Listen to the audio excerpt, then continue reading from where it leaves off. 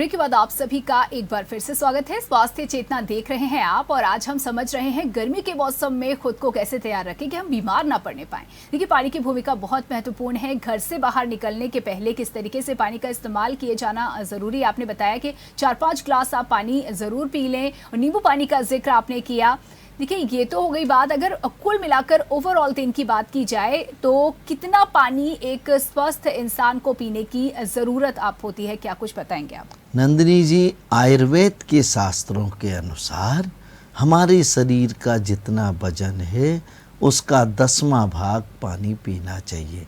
अगर हमारा वजन 60 किलो है तो हमें पूरे दिन में 6 लीटर पानी अगर पीते रहेंगे तो हम आरोग्यता और निरोगता के मार्ग पर हमेशा रहेंगे, जल्दी बीमार नहीं होंगे। लेकिन जो लोग 6 लीटर नहीं पी पाते हैं वो लोग कम से कम 4 लीटर पी लें, आधा पी लें, 3 लीटर पी लें। लेकिन अनेक लोग तो ऐसे हैं, भीषण गर्मी के मौसम में भी उन्हें याद ही नहीं रहता है पानी पीना है। खाना खाने के साथ 1 गिलास सुबह, 1 गिलास शाम को पानी पी लिया।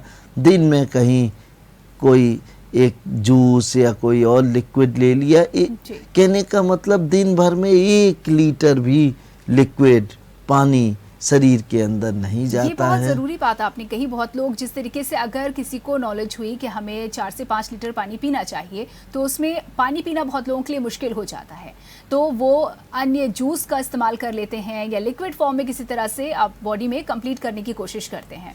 तो इस पे आप कंफ्यूजन दूर करेंगे क्या पानी पीना ज़रूरी है या किसी भी फॉर्म में लिक्विड हमारे शरीर में जाना चाहिए? नंदिनी जी, किसी भी फॉर्म में लिक्विड अगर जाता है तो उसमें चूँकि जैसे जूसेस हैं, दूध है, छाछ है, दही है, इसमें 90% तो पानी ही होता है, उससे ज़्यादा पानी होता है।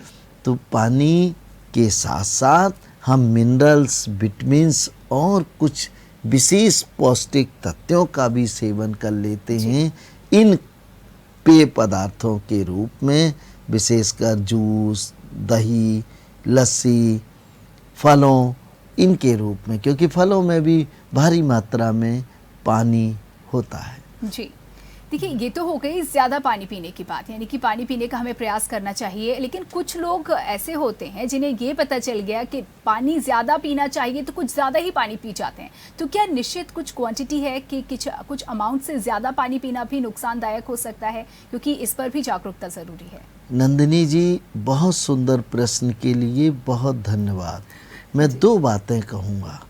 पहली चीज़, बहुत से लोग सुबह उठ के 3 लीटर पानी पी लेते हैं जी।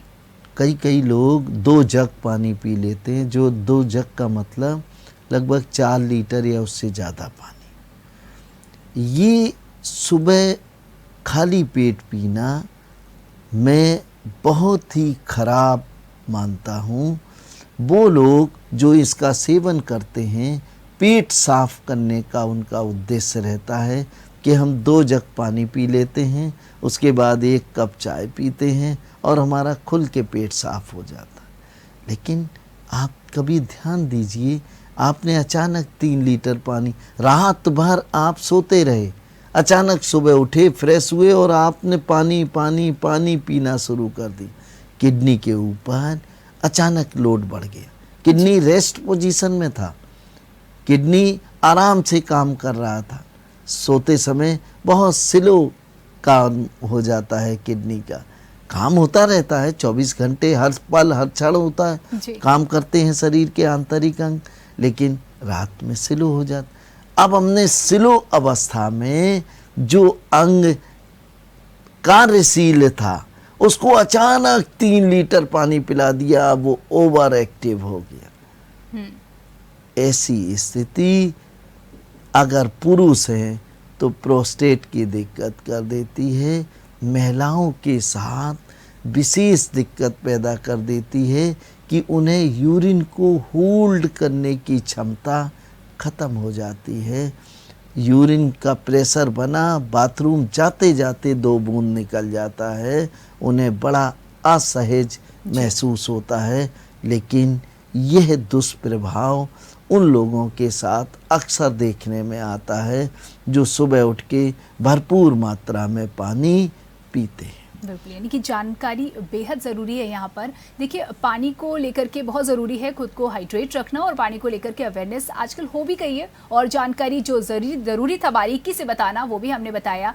खाने पीने को लेकर के भी बहुत ध्यान रखा जाता है। गर्मियों के मौसम में खीरा, ककड़ी, इन सबको लेने का चलन बढ़ जाता है, सलाद में इसकी जगह बन जाती है। तो खीरे और ककड़ी का क्या रोल होता है, किस तरीके से हमें इसका इस्तेमाल करना चाहिए? नंदिनी जी, खीरा और ककड़ी ये डायूरेटिक होते हैं, पेशाब लाने वाले होते हैं, मूत्रल श्रेणी के फल हैं ये। इन फलों का सेवन कभी खाना खाने के तुरंत बाद नहीं करना चाहिए, बल्कि मैं एक आयुर्वेद का विद्यार्थी होने के नाते अपने दर्शकों को सलाह दूंगा कि खीरे का सेवन खाना खाने के साथ ना करें।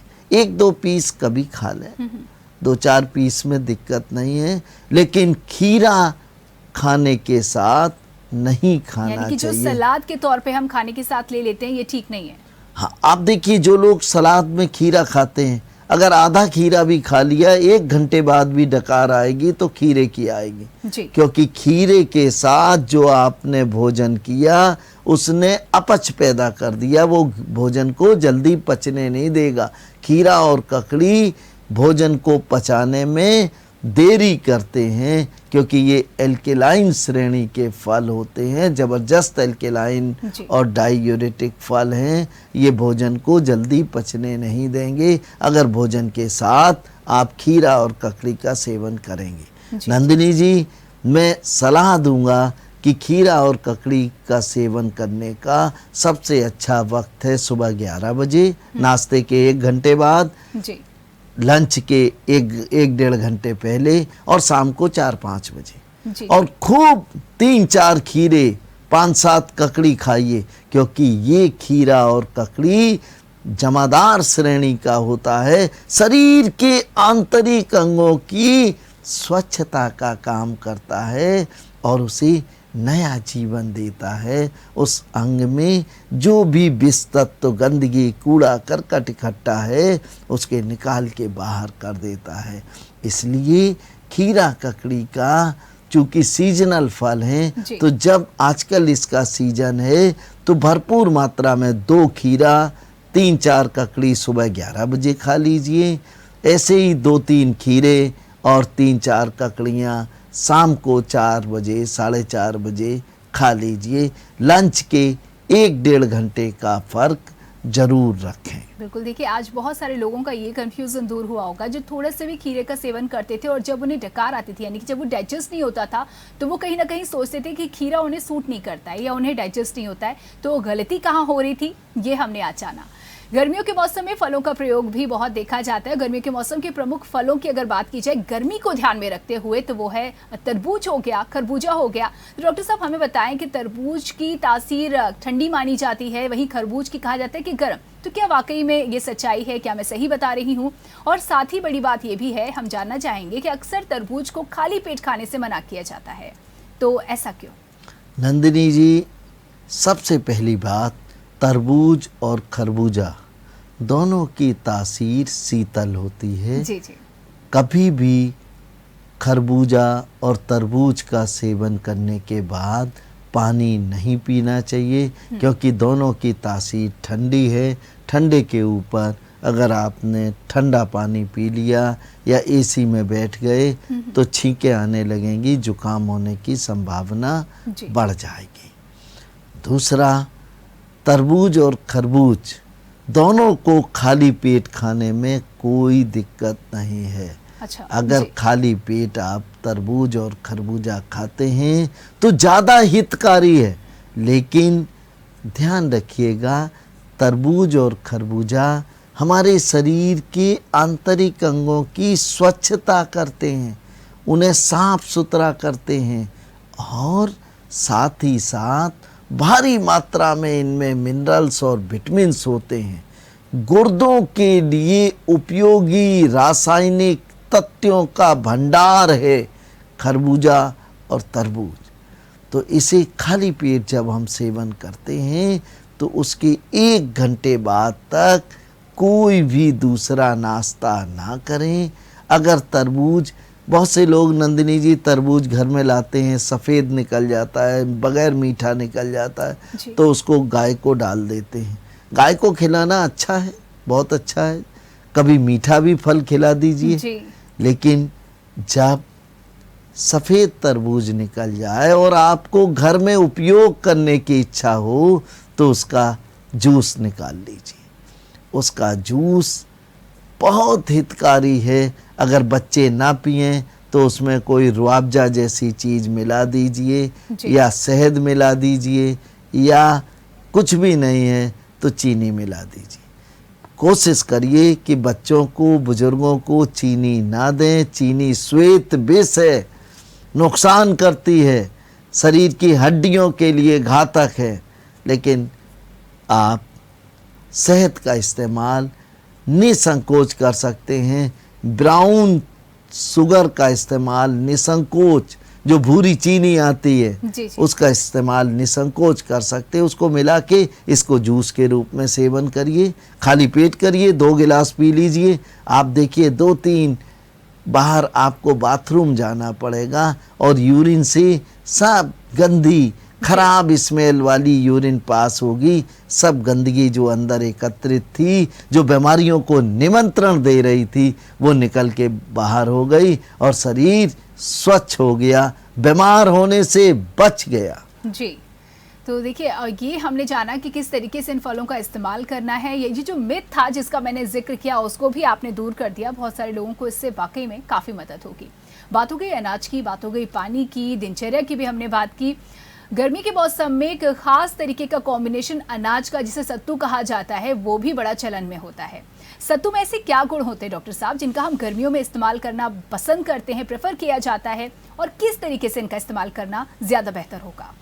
नंदिनी जी, जौ का सत्तू हो या चने का सत्तू, जी, सत्तू का जब हम सेवन करते हैं तो ये कम से कम पाचक रसों के प्रयोग से ये शरीर उसको हजम कर लेता है।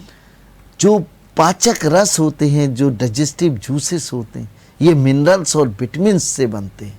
और गर्मी में पसीने के साथ हमारा पोषक तत्व तो बाहर निकलते हैं तो हमारा जो मिनरल लेवल है वो गड़बड़ा जाता है। बहुत से लोगों को पोटेशियम और सोडियम लेवल गिर जाता है। जी। ये स्थिति से बचने के लिए हमें अपने जो डाइजेस्टिव जूसेस हैं, जो पाचक रस हैं, उनका कम से कम इस्तेमाल करने का कोशिश जरूर करनी चाहिए। इसीलिए मैं कहता हूँ कि गर्मी के मौसम में जंक फूड, फास्ट फूड, तला मसालेदार भोजन बिल्कुल ना करें, अवॉइड करें, क्योंकि इसको पचाने के लिए सामान्य भोजन की तुलना में 4 गुना ज़्यादा एसिटिक डाइजेस्टिव जूसेस की ज़रूरत पड़ती है। जी। वहीं सत्तू में भोजन से भी 1/4 पाचक रसों की ज़रूरत पड़ती है और ये सुपाच्य है, आधा पचा हुआ है, बहुत जल्दी डाइजेस्ट हो जाता है।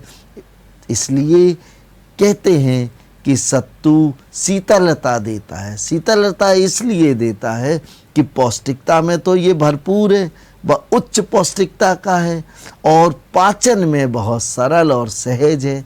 तुरंत खाया, हजम हुआ, शरीर को ऊर्जा दी और कम से कम के लिए भी बहुत अच्छा माना जाता है ये। डायबिटीज के मरीज चीनी के स्थान पर नमक डाल के सत्तू को सेवन कर सकते हैं। सत्तू में पुदीना, हरी धनिया, कच्चा आम, भुना जीरा, ये सब डाल के इसके गुणों को हम और बढ़ा सकते हैं, शरीर के लिए और गुणकारी इसको बना सकते हैं। जो हरा प्याज होता है जिसको सागा बोलते हैं, उसको भी नमकीन सत्तू में डाल सकते हैं। सागा, पुदीना, हरा धनिया, भुना जीरा, नमक, ये सब डाल के इसकी पौष्टिकता भी बढ़ेगी और स्वाद तो लाजवाब हो जाएगा। लेकिन ध्यान रखिएगा, बहुत से लोग सत्तू के साथ नंदिनी जी, एक एक कटोरी अचार खा लेते हैं, सॉस खा लेते हैं, इन सब से बचें। बिल्कुल। सत्तू का सेवन प्राकृतिक स्वरूप में ही करें ताकि शरीर को उसकी पौष्टिकता का पूरा लाभ मिले। बिल्कुल। आगे बढ़ते हुए बात करेंगे अब बेल के शरबत की। गर्मियों के मौसम में हम देखते हैं घरों से बाहर भी, बाजारों में भी बेल का शरबत बहुत चलन में होता है। हम रेडीमेड इसे खरीद कर पी सकते हैं अगर हम घूम रहे हैं, हमें डिहाइड्रेशन महसूस हो रहा है तो बेल का शरबत ही क्या गर्मी के मौसम में फायदेमंद है या बेल का अलग तरीके से भी इस्तेमाल किया जा सकता है? क्या कुछ है बेल के फायदे? नंदिनी जी, बेल का शरबत, बेल का फल केवल गर्मी में ही नहीं, पूरे 12 महीने फायदेमंद है। गर्मी के मौसम में बेल के फल सीजनल होते हैं। इस सीजन में बेल के पेड़ में फल लगते हैं और बाजार में उपलब्ध रहते हैं। तो आध कच्चा बेल का फल अगर तोड़ के उसके छोटे छोटे अंदर के गूदे के हिस्से के छोटे छोटे टुकड़े करके धूप में सुखा लें, फिर खरल में हल्के हल्के चोट दे के उसकी मिगी को अलग कर लें, उसके बीज और जड़ों को अलग कर लें। नंदिनी जी, फिर जो उसका पोषक तत्व वाला हिस्सा बचा जो मिगी जिसको बोलते हैं, इसको मिक्सी में पीस कर पाउडर बना लीजिए। 1 चम्मच सुबह शाम इसका सेवन करने से आंतों की सूजन, गंदी वायु निकलना, वायु में अपना बस ही नहीं चलना, खराब स्मेल, खराब आवाज के साथ, कब्ज, भूख न लगना और सबसे बड़ी बात है पाइल्स और फिशर जैसी तकलीफ, IBS जैसी जानलेवा बीमारी, इरिटेबल बाउल सिंड्रोम, जिसका कोई इलाज, कोई सफलतापूर्वक इलाज मेडिसिनल सिस्टम में शायद नहीं है। लोग इलाज कराते रहते हैं, डॉक्टर बदलते रहते हैं, लेकिन आधे पके हुए बेल का ये पाउडर, घर का बना पाउडर, क्योंकि बाजार के पाउडर में नंदिनी जी पल्वराइजर में ऐसे के ऐसे ही साबुत बीज में खोल के पीस देते हैं और ऐसे ही हम खाते हैं। उसकी जड़ें और बीज बहुत नुकसानदायक होते हैं, लेकिन हम उनका सेवन करते हैं इस उम्मीद में कि लाभ होगा, तो लाभ तो नहीं होता है, नुकसान अलग होता है। तो बाजार से आधे पके हुए बेल खरीद के लाएं और उनका पाउडर घर पे बनाएं। बनाने की विधि अभी मैंने बताई है, लेकिन बेल का शरबत, पके हुए बेल का शरबत अगर बिना चीनी के डायबिटीज के मरीज को भी पिलाया जाए तो ब्लड शुगर नियंत्रण में आ जाती है और साथ ही साथ आंतों को बल मिलता है। पके बेल का शरबत बिना चीनी के पीने से और स्वादिष्ट लगता है नंदिनी जी। अगर इसमें फ्लेवर देना हो तो 2-3 छोटी इलायची को बारीक पीसकर उसमें मिला दीजिए तो अति स्वादिष्ट हो जाता है। अब इसका सेवन करने से आंतों में एकत्रित माल, आंतों के अंदर की दीवार पर, वो धीरे धीरे साफ होके नीचे चला जाता है, क्योंकि इसमें जो फाइबर होता है वो उत्कृष्ट श्रेणी का फाइबर होता है जो आंतों की म्यूकस मेम्ब्रेन को नया जीवन देता है, आंतों की सूजन और दूसरी तकलीफों को पूरी तरह जड़ से ठीक कर देता है। जी, तो किन किन चीज़ों का इस्तेमाल करना है, कैसे करना है, दिनचर्या में किस तरीके के बदलाव करने हैं और किन गलतियों को करने से बचना है, ये हमने आज के एपिसोड में जाना। डॉक्टर साहब, चलते चलते एक बहुत ज़रूरी सवाल का जवाब चाहूँगी, हालांकि समय सीमित है इसलिए जवाब संक्षिप्त में चाहूँगी। गर्मी के मौसम में बहुत जल्दी लोगों को गुस्सा आ जाता है, लोग चिड़चिड़े से रहते हैं, तो ये जो मेंटल स्टेट होता है जिससे इससे निपटने के लिए क्या कोई यौगिक अभ्यास का भी आप जिक्र करना चाहेंगे? नंदिनी जी, चरणासन का 1 मिनट प्रतिदिन अभ्यास करें। शीतली और शीतकारी प्राणायाम केवल अतिरिक्त शरीर की गर्मी से ही, शरीर की जो अतिरिक्त गर्मी, बहुत से लोगों के हथेलियों में पसीना आना, बहुत गर्मी निकलना, बगैर एसी के बेचैन हो जाते हैं, ऐसी स्थिति से बचाव करता है। साथ ही साथ अगर आप प्रातः दूध के साथ 1 आंवले का मुरब्बा, 1 चम्मच गुलकंद और 1 टुकड़ा पीठा का सेवन कर लें, आप देखिएगा पूरी गर्मी आनंद से रहेगी। जिनके तलवे जलते हैं, हथेलियों में जलन होती है, भयंकर पसीना आता है, भयंकर बदबूदार पसीना आता है, वह सब स्थितियां पूरी तरह ठीक होंगी। बिल्कुल, और यही हमारा उद्देश्य है कि आप ना सिर्फ हर मौसम का लुत्फ उठाएं बल्कि जीवन के हर एक पल का लुत्फ उठाएं। बहुत बहुत धन्यवाद डॉक्टर साहब इन तमाम जानकारियों के लिए। और इसी के साथ ही आज के स्वास्थ्य चेतना में इतना ही। दीजिए इजाजत, नमस्कार।